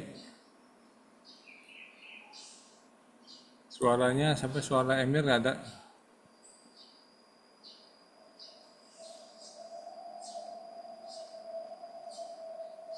Ada lagi? Silakan. Kalau kalau gitu Pak Heri, ini teman-teman dari jurusan tanah ya, jurusan tanah agroteknologi di Universitas Brawijaya. Kemarin itu istilahnya kita namakan kerja praktik atau magang atau apapun namanya terserah, dilakukan di sini dengan mengikuti aktivitas keseharian kita dari mulai pagi sampai sore, bosen-bosennya juga, rebutan lokasi juga. Terus kemudian sempat saya ajak ke lapangan, ke daerah puncak begitu. Kemudian juga saya ajarkan bagaimana menggunakan spektrometer sebagian, dan juga sebagian itu maksudnya tahap-tahapannya belum full. Juga sebagian saya minta mereka mengeksplor SPAD, SPAD. SPAD itu alat untuk menghitung klorofil, itu mereka gunakan juga. Dan nanti mereka akan menuliskan ide mereka seperti apa. Saya anggap mereka bisa menerima sedikit-sedikit apa yang saya berikan. Nah itu karena agroteknologi ini sangat baik. Kita terkait dengan teknologi tadi ya, teknologi dalam tanda kutip yang terkait dengan pertanian. Jadi mungkin saja teman-teman di sini mampu untuk mengembangkan sesuatu hal yang baru lagi gitu, atau untuk bahan Anda nanti untuk S2, S3 pasti ada lah gitu ya. Jadi saya harapkan di sini, oh ya di sini ada Jerry ya. Ada Jerry, ada Rio dari Untirta ya. Salah. Apa? Universitas Teknologi Institut Teknologi ITERA ya. ITERA. Institut Teknologi Institut Sumatera. Teknologi Sumatera, ya betul. Di sini ada Mas Rio, ada Mas Jerry dari ITERA, Institut Teknologi Sumatera. Ya, beliau juga saya undang kemari. Dan kalau kalian punya ide sendiri, oke silakan ya. Silakan, karena namanya ilmu itu nggak punya batasan kok. Tiba-tiba kita jadi ahli masalah pertanian, tapi kemudian lokasinya adalah di Amerika sana, ya nggak masalah. Silakan aja gitu. Saya pernah ya, ini pengalaman pribadi. Saya sedang workshop di Bangkok, Thailand. Kemudian orang yang saya ajak ngomong itu bercerita banyak tentang Merapi. Loh, kok kamu tahu Merapi dari mana? Ya saya lihat dari citra satelit kata dia. Saya sampai heran kan, waduh, ini orang nggak mesti ke nggak mesti ke Jawa, nggak mesti ke Jogja, udah cerita tentang Merapi gitu kan. Nah hal semacam itu yang saya harapkan dari teman-teman di sini, walaupun belum sempat ke luar negeri, nggak masalah. Kamu cerita tentang teknologi, misalkan teknologi pertanian di Thailand seperti apa. Syukur-syukur kalau bisa diterapkan di Indonesia, itu bagus. Atau dikembangkan di sini, silakan aja, boleh. Oke ya. Terus tadi Rio sama Jari tadi dari ITERA, terus apa lagi yang kemarin yang cewek grup kalian siapa namanya? Rio, Jari? Yang dari Unibrau juga ya kalau salah ya. Yang dari Pak Laju, timnya Pak Laju. Laras, Pak. Laras ya, oke Laras. Ya, sayangnya dia nggak ada di sini, nggak masalah. Tapi oke, jadi nanti sewaktu-waktu Laras bertanya kepada kalian, kemarin dapatnya apa aja sih? Dapatnya banyak, gitu. Banyak banget. Jadi kita nggak bisa mendapatkan sesuatu itu hanya sekedar dari PDF atau dari slide, nggak bisa. Kita mesti diskusi begini. Dengan diskusi begini, kalian akan kebuka, oh begini, oh begini, oh gini gitu.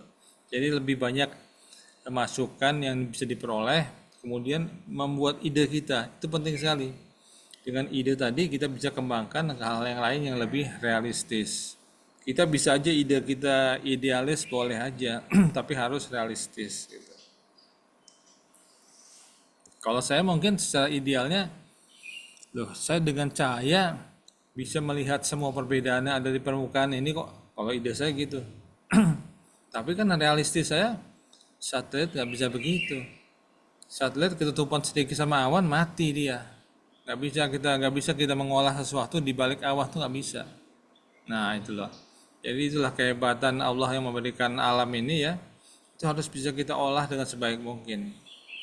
Fungsi otak kita di sini mengolah kondisi alam ini seperti apa. Sekalipun ada kemudian yang mengolahnya untuk kepentingan pribadi, terserah lah, itu bukan urusan kita, itu urusannya KPK.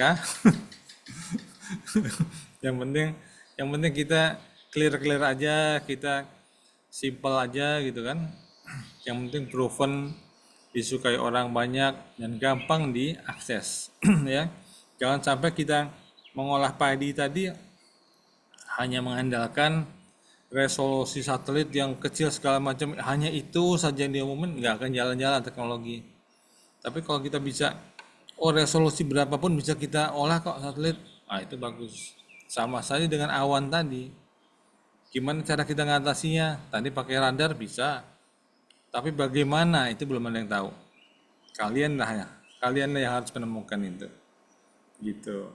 Tapi tentu saja realistisnya adalah sekarang posisi Anda sebagai kategorinya S1 ada waktu yang terbatas, ya kan?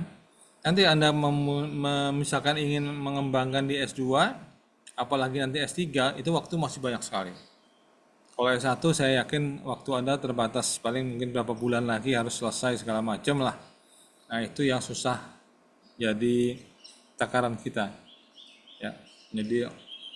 Jadi Anda harus manfaatkan aja beasiswa yang lagi numpuk sekarang. Di mana-mana numpuk beasiswa, kalian manfaatkan. Jangan sampai saya pengen sekolah di Malaysia, gimana ya, nggak ada duit, pakai beasiswa. Orang di Eropa aja banyak kok beasiswa. Kemarin barusan di Australia juga mengeluarkan beasiswa. Nggak usah ribut masalah TOEFL, nggak usah. Nggak ada syaratnya. Langsung apply. IP Anda berapa juga nggak masalah, dibolehkan. Tapi keberanian kalian, ya, nggak salah mental. Mental kalian tuh penting sekali. Setahu saya, mahasiswa yang pernah saya ajar, yang mentalnya bagus sekali itu ada beberapa, dan itu bukan dari universitas yang bagus maksudnya universitas top, misalkan dari UI atau dari ITB itu enggak, malah mereka takut. Dari IPB mereka takut. Ada yang ke saya pernah dari ITB, dari mana, geodesi ITB, saya ingat, saya sebutkan aja. Mereka anak itu beringin untuk mengembangkan remote sensing. Ternyata nggak bisa, dia mulai dari nol, akhirnya apa? Menghilang sampai dia kemudian mau sidang baru datang ke saya tolak. Enak aja lo, nggak pernah ngobrol sama gua terus minta di sidang, nggak bisa gitu kan. Nah itu, jadi hal semacam itu yang harus kita aware ya. Kita tetap, apapun peringkat kita saat ini, sekolah di mana nggak masalah ya. Yang lebih masalah adalah mental kalian. Mental kalian harus stop terus.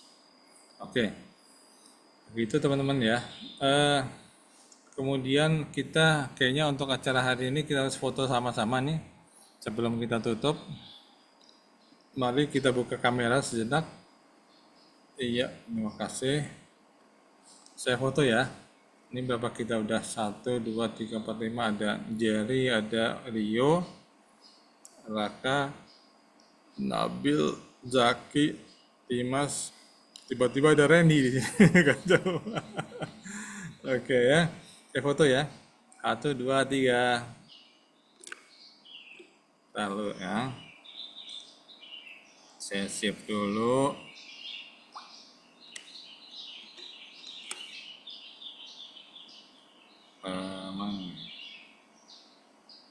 Maaf ya. Oke, mau. Sekali lagi, maaf. Sekali lagi. 1, 2, 3. Oke.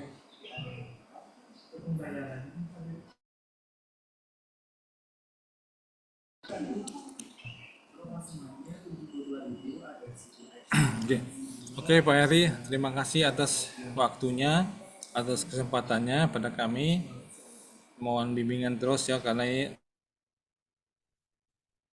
tidak akan berakhir ya. Apalagi kalau teman-teman di sini berminat mengenai perhitungan masalah padi. Padi itu ini sedikit terkait ke saya. Padi sudah bisa kita lihat varietasnya apa. Varietas apa kita bisa tahu juga berarti dia umurnya berapa ke depan. Nah, itu teknologi di saya. Jadi kita jangan takut masalah teknologi ke depan, pasti terbuka. Insya Allah sih, insya Allah aman, kita bisa lakukan bersama-sama.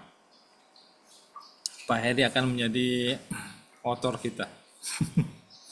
Gitu. Oke. Oke teman-teman semua, Pak Heri, terima kasih Pak Heri waktunya.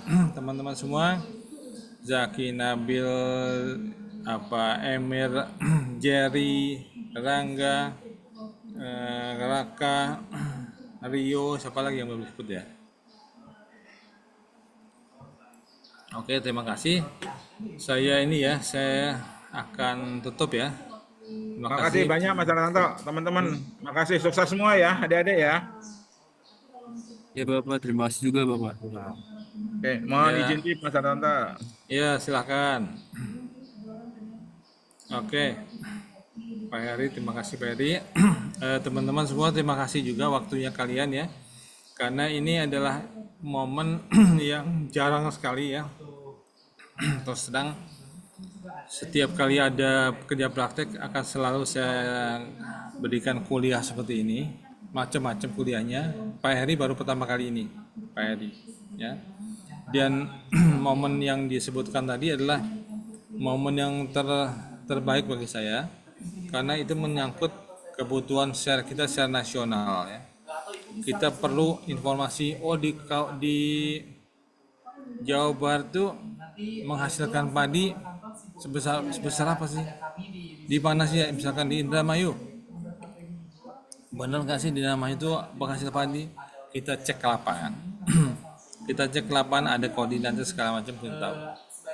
Nah gitu ya. Jadi saya pribadi terlibat di Pak Heri sudah pernah saya ke berbagai lokasi di Papua, Sulawesi Tenggara, kemudian di Sumatera itu di Bengkulu ya, kemudian di Riau, kemudian ada juga di saya lupa di mana tuh. Artinya saya terlibat di sana berbagai lokasi tadi dan itu menarik sekali. Jadi jangan sampai momen-momen indah tersebut hilang begitu saja. Saya selalu merekamnya dalam foto. Ya, ingat pernah saya cerita kalian ya. Saya selalu foto. Kemudian untuk apa foto itu? Untuk cerita saya kepada kalian atau kepada anak-anak saya yang lain. Gitu. Jadi dengan demikian saya inginkan kalian punya semangat yang tinggi untuk membangun, kita tanda kutip nih, membangun negeri ya. Membangun negeri. Saya nggak pernah putus asa masalah membangun negeri. Sekalipun anak-anak saya bukan pahlawan, bukan orang-orang hebat di negerinya, bukan. Tapi setidaknya saya menjaga semangat mereka, saya menjaga semangat kalian, jangan sampai down ya.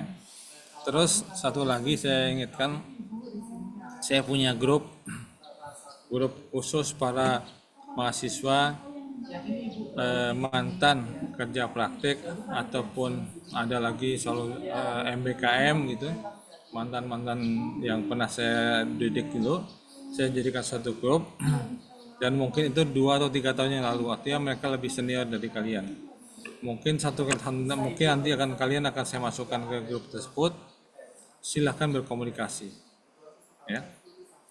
Kenapa saya katakan begitu? Ada yang berhasil kemudian mereka saling berkomunikasi antar universitas tadi yang tidak saling mengenal bisa saling berkomunikasi, kemudian menghasilkan karya paper internasional publish gitu. Itu luar biasa, saya sangat suka. Dan artinya apa? satu publish mereka itu bisa diketahui oleh banyak orang di seluruh dunia. Bukan hanya dari universitas Anda, bukan, tapi dari para universitas yang lain tuh tahu, oh ini dia di ini, dari sini, dari sini, dari sini. Gitu. Jadi saya ingin nanti kita juga bisa masukkan paper seperti itu, atau kalau nanti kalian saya masukkan dalam grup ini, kalian bisa berkomunikasi. Komunikasi masalah pekerjaan bisa, mencari pekerjaan bisa.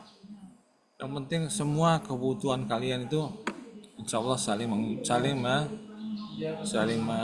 memberikan informasi. Itu menarik sekali.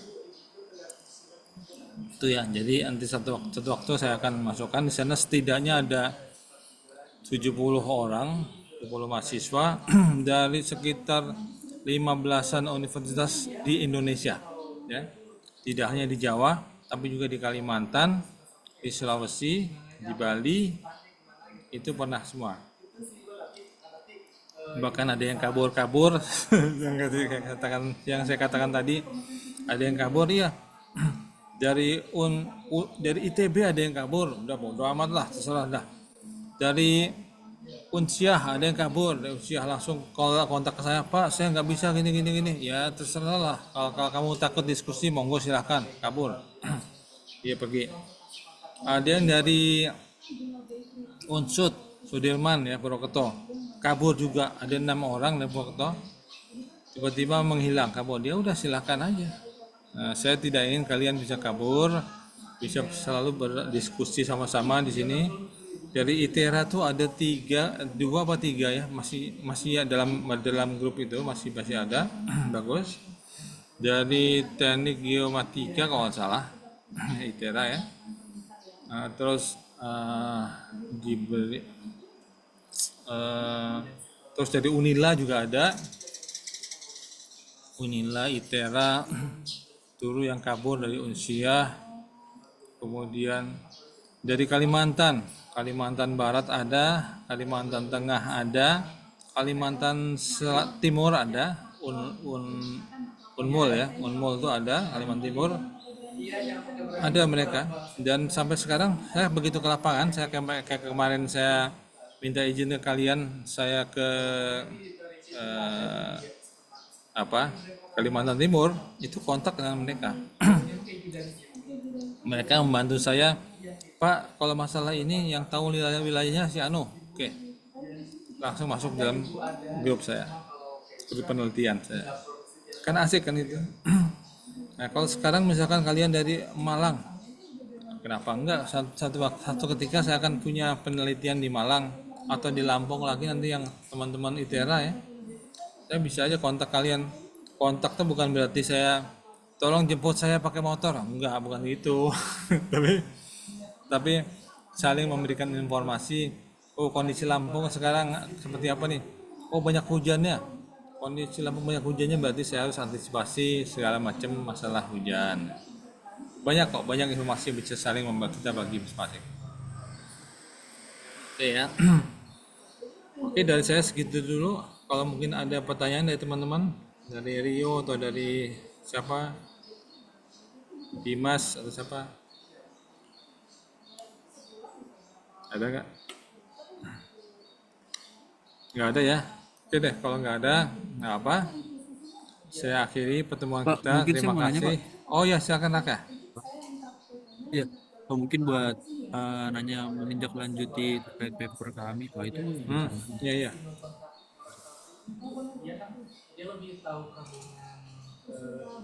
Silakan Raka. Kita ada apa untuk revisi Pak, karena saya lihat teman-teman sih sudah sudah banyak yang buat, Pak. Ini aja. Kamu atau teman-teman di sini buat apa namanya, kerangkanya, bukan kerangka sih, buat draftnya ya. Kalau kalian ragu-ragu, cek dengan AI. Saya bolehkan kalian pakai AI selama substansinya kalian paham. AI itu menolong kita dari segi kerangkanya, jadi cepat sekali nulisnya, bahkan 5 menit pun jadi kok. 5 menit pun jadi, seret.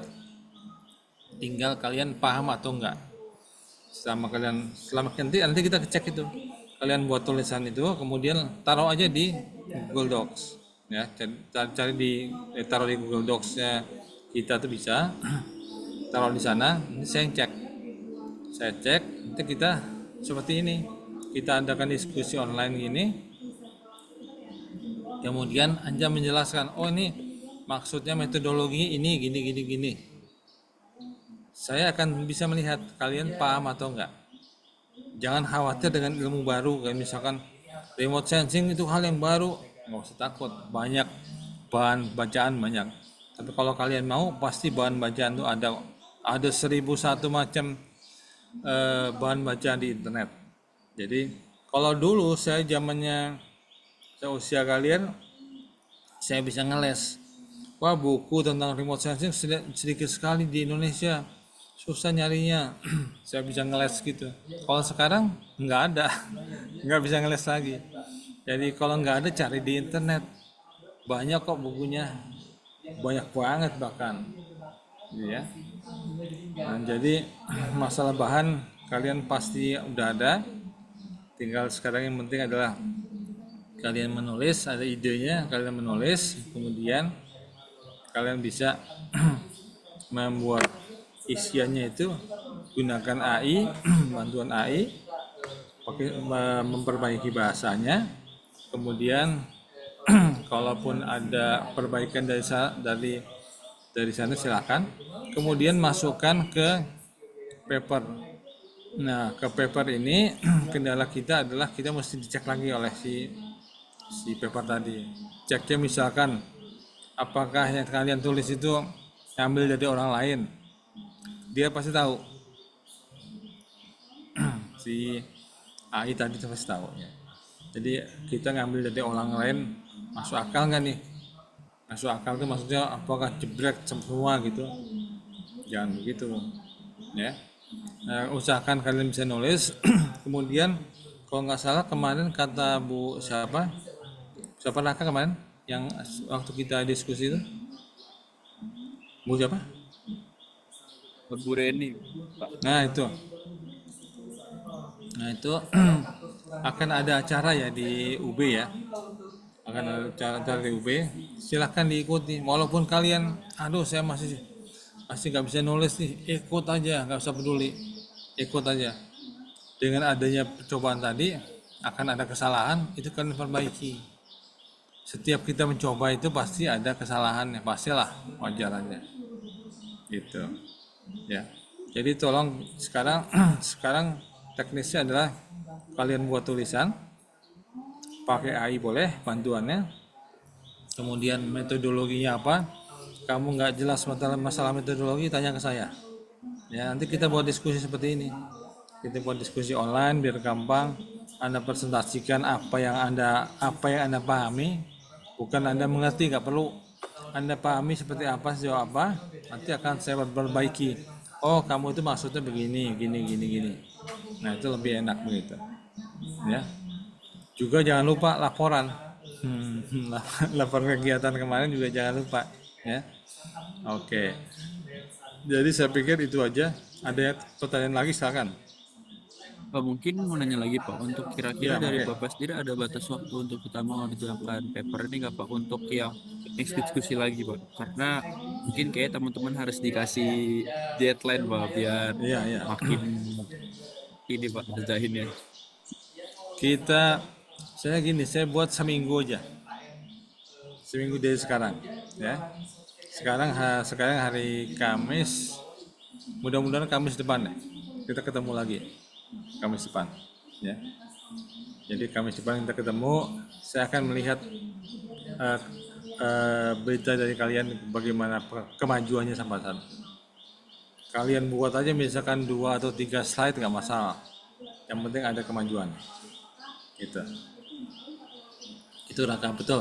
Harus ada waktu-waktu yang kita sepakati, ya. Saya buat seperti itu. Kemudian kalau misalkan masalah paper ya, kalau misalkan acaranya di UB nanti silakan diikuti, boleh silakan. Atau ada acara di Purwokerto tuh Unsur juga ada, banyak kok. Di UGM juga ada, silakan kalian pilih aja yang mana GeoGM itu kalau nggak salah seminar geografi nasional itu, Semnas Geografi kalau nggak salah. Ikuti aja. Walaupun itu bukan ilmu dasar kalian, nggak masalah. Jepret aja, ikut aja. Ya. Kalian nggak usah bingung gimana cara nulis, gunakan AI aja. Nggak masalah. Selama kita nanti pemahamannya kita tahu, nggak masalah. Kenapa enggak gitu. Kita pun kalau mau misalkan naik mobil, mesti bisa gimana caranya kita mengganti roda, ya enggak lah. Masa kita mesti ngulang dari nol terus ngapain gitu. Kita gunakan secepatnya aja gitu. Nah, untuk memandu kecepatan mobil tadi kita perlu kerangka. Nah, kerangka tadi adalah larangan-larangan yang tidak boleh si penulis lakukan. Misalkan meniru itu nggak boleh segala macam. Oke ya. Jadi mungkin itu aja. Jadi ada lagi silakan. Kalau nggak ada udah ya. Kalau nggak ada, oke. Mudah-mudahan si Randy juga selamat naik gunung. Saya juga pengen naik gunung nih, tapi udah nggak kuat lagi dah. Naik ke lantai 2 udah capek. Oke, dari saya terima kasih atas waktunya kalian semua, Rio, Jerry, dan juga teman-temannya Emir, Raka, Nabil, Rangga, Zaki ya. Satu lagi tadi siapa? Oh, tadi Pak Heri. Oke, mungkin itu dulu. Saya tutup aja ya. Saya tutup pertemuan kita kali ini. Terima kasih. Assalamualaikum warahmatullahi wabarakatuh. Waalaikumsalam warahmatullahi wabarakatuh. Terima kasih banyak Bapak. Selamat Eh, pagi. eh,